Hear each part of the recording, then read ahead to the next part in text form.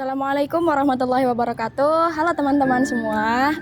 Perkenalkan di sini saya Hasna Salwatun Naurah dengan NIM 22521129, mahasiswa Manajemen Bisnis Syariah kelas 1F UIN Raden Mas Said Surakarta. Di sini saya akan menjelaskan sedikit tentang manajemen yang ada pada suatu perusahaan. Selanjutnya, tujuan dibuatnya video ini yang pertama untuk kita mengetahui suatu manajemen dalam toko atau perusahaan UMKM lainnya yang ada di sekitar kita. Yang kedua, tujuan saya membuat video ini adalah untuk memenuhi tugas akhir dari mata kuliah pengantar ilmu manajemen. Oke, di sini saya akan mewawancarai tentang manajemen yang ada pada toko bangunan Sumber Rezeki.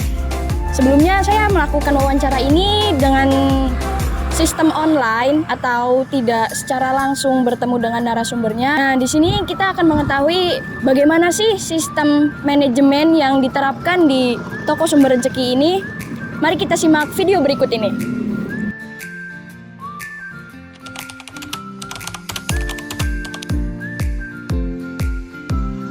Toko material Sumber Rezeki pertama didirikan tahun 2017, tepatnya bulan Maret. Dan untuk alasan berdirinya toko atau pembukaan toko ini karena keluarga kami, dari orang tua, dari bapak kami itu selaku kontraktor dari tahun 80-an hingga sampai tahun 2014, karena awalnya banyak supply proyek yang tersisa di gudang. Terbesit ada ide untuk menjual sisa-sisa supply dari proyek itu.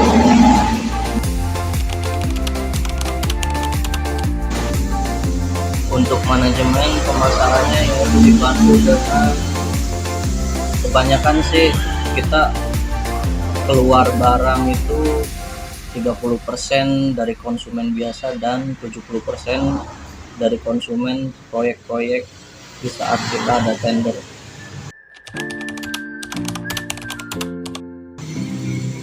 Dan tantangan dalam dunia marketing tentu saja persaingan harga ya, persaingan harga juga, terus resiko yang lebih besar lagi yaitu di saat kita tidak punya untuk modal memenangkan tender dan kita bertaruh nasib kepada konsumen-konsumen dan menjalin kepercayaan. Ya, mungkin ada kalanya juga orang bisa dipercaya dan orang tidak bisa dipercaya. Berdasarkan video tadi, kita bisa mengetahui bahwa toko material Sumber Rezeki ini didirikan pada tahun 2017, tepatnya bulan Maret. Nah, awal mulanya toko ini didirikan itu karena orang tua beliau atau ayah beliau ini bekerja sebagai kontraktor dari tahun 80-an hingga 2014. Nah, dengan adanya barang-barang sisa bekas proyek yang tersimpan di dalam gudang, muncullah ide untuk menjual kembali sisa-sisa proyek tersebut. Usia toko ini masih terbilang sangat muda karena toko ini berdiri pada 2017, sekarang 2022 ya. Paling sekitar 5 tahun atau 6 tahunan. Dengan usia yang masih muda ini tentu diperlukan adanya suatu manajemen strategi atau manajemen yang perlu diterapkan pada toko ini agar toko ini mampu bersaing secara luas dan juga mampu untuk lebih berkembang lagi, lebih baik dari sebelumnya. Berbicara tentang manajemen, di sini saya akan menjelaskan sedikit apa sih yang namanya manajemen itu. Manajemen adalah suatu usaha untuk mengatur organisasi atau suatu perusahaan agar mampu untuk mencapai tujuan yang telah ditentukan. Secara garis besar, pengertian manajemen seperti itu. Nah, di sini saya akan fokus kepada manajemen strategi dari toko Sumber Rejeki ini. Bagaimana strategi yang diterapkan di toko ini untuk mencapai pasar yang luas, cakupan konsumen yang banyak, dan lain sebagainya. Manajemen strategi yang pertama kali dilakukan di toko ini adalah mengidentifikasi produk dan pasar melalui survei terhadap daerah lingkungan sekitar toko ini yang akan didirikan. Kemudian selain itu, setelah melakukan survei, tentu sang owner atau Bapak Zainal Abidin ini meyakinkan diri untuk mendirikan usaha ini. Manajemen strategi ini berfungsi untuk mengetahui kira-kira produk apa dan konsumen yang bagaimanakah yang ada di daerah tersebut. Kira-kira produk apa sih yang belum ada atau jarang tapi banyak yang membutuhkan di daerah tersebut. Melalui manajemen strategi dengan mengidentifikasi produk dan pasar inilah kita bisa mengetahui apa yang dibutuhkan di suatu daerah tersebut. Setelah melakukan manajemen strategi ini, kemudian dalam proses manajemen pemasaran atau dunia marketingnya, toko ini hanya melakukan via offline saja atau melalui toko tersebut saja. Nah, hal ini disayangkan karena jika hanya melakukan secara offline, cakupan pasar dan konsumen yang mengetahui usaha yang ditawarkan atau barang dan jasa yang ditawarkan oleh toko ini hanya sedikit. Tapi jika toko ini mampu untuk mengupgrade dunia marketingnya melalui online atau marketplace yang telah tersedia, itu akan jauh lebih baik. Target pasarnya akan semakin luas cakupannya, konsumennya juga semakin banyak, dan lain sebagainya. Namun dalam tantangan dunia marketing dari toko ini itu ada banyak.